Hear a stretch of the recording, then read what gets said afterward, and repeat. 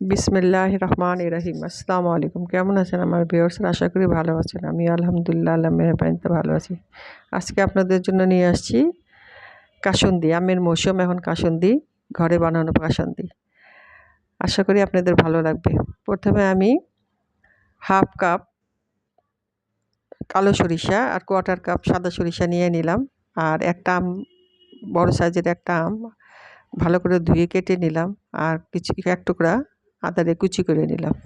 তো আমি চারটা কাঁচামরিচ আর সরিষাটাকে খুব ভালো করে ধুয়ে নিলাম। নিয়ে এখন আমি একটা ব্লেন্ডার জারে নিয়ে প্রথমে আমি সরিষাগুলোকে একটু ছোট জারের মধ্যে ব্লেন্ড করে নিই। তারপরে একটা বড় জারের মধ্যে সরিষা সহ কাঁচা আমগুলো দিয়ে আবার ব্লেন্ডার করে নেব। এই যে আমি ব্লেন্ডার করে নিলাম সুন্দর করে। নিয়ে এখন আমি একটা চুলার মধ্যে ফ্রাই প্যান বসাই দিলাম।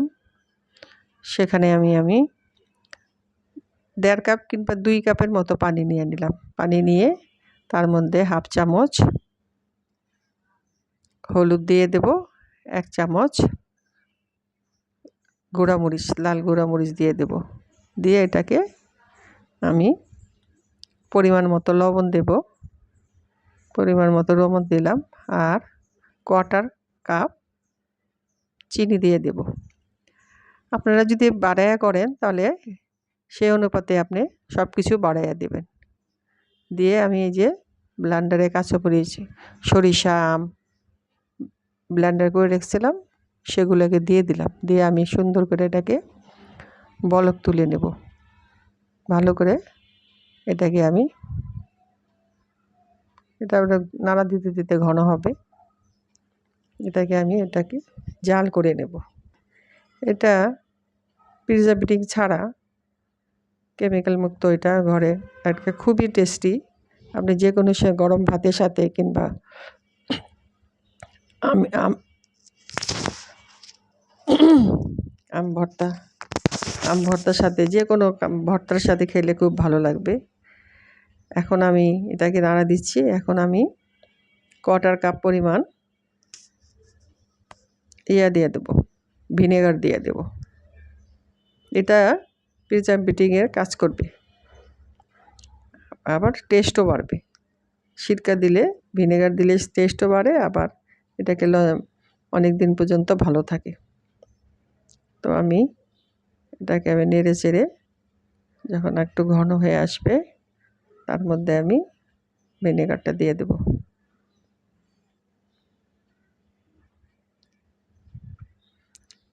যে হাতে বানানো, এটাকে আপনি বছর জুড়ে খেতে পারবেন। এখন সিজন, এটা আম দিয়ে বানিয়ে রেখে দিলে বছর জুড়ে খাওয়া যাবে।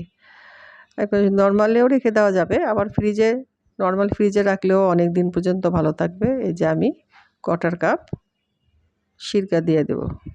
দিয়ে এটাকে আমি নাড়াচাড়া দিয়ে একটু জাল দিয়ে তারপরে লাস্টে আমি একটু কোয়ার্টার কাপ সরিষার তেলও দিয়ে দেব। আপনারা বানায়া দেখবেন যে বাড়ির থেকেও খুব ভালো হয় আর খুব টেস্টি হয়। যে কোনো ভর্তার মধ্যে, গরম ভাতের সাথে, তারপরে কামরাঙ্গা ভর্তা, আমের ভর্তা, এখন আমের সিজন, খুব ভালো লাগবে খেতে। আর নিজের হাতে বানানো তো এটা একদম হাইজেনিক। যে আমি এটাকে জাল দিচ্ছি। তারপরে আমি এটার মধ্যে কোয়ার্টার কাপ সরিষার তেল দিয়ে দেব।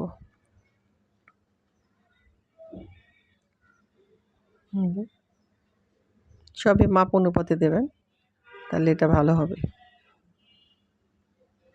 কোয়ার্টার কাপ সরিষার তেল দিয়ে দিলাম।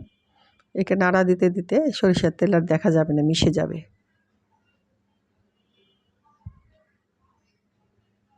তারপরে আমি ঘনত্বটা হয়ে কিছুক্ষণের মধ্যে আমি নামিয়ে দেব।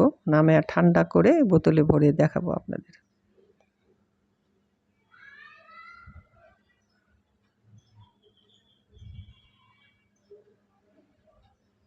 দেখছেন যে মিশে যাচ্ছে, সরিষার তেল আর দেখা যাইতেছে না।